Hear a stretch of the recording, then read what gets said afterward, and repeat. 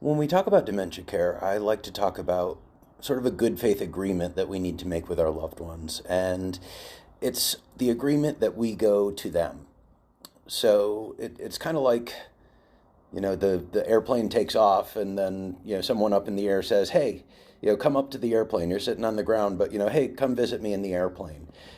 That's sort of like telling someone with dementia that they're wrong or that, someone who they think is still alive passed away. I mean, can you imagine being told every day for the first time that your spouse died 10 years ago?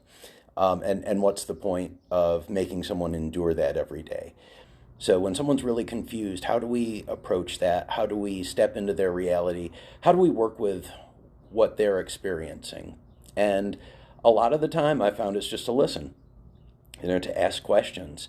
So an example of that is when my mom talks about her parents as though they're still alive. She'll say she just visited them last week. And, if I'm fighting this idea of dementia, I could say, no, Mom, they're not alive. You just said that yesterday, too. They're not alive. They died years ago.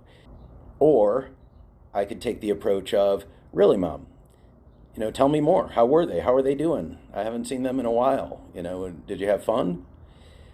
I found that asking questions is a lot more important than giving answers. And it doesn't matter that what they're seeing doesn't match what you're seeing in the terms of reality. What matters is that you're present and you're listening to their experience. You're listening to their truth. Does it really do something for that person to know that someone they love died? What does that bring to their life? And I think if you really look at that question, you will see why making the agreement to not ask them to make the impossible jump into reality, but to put it upon yourself to jump into their reality, because you can.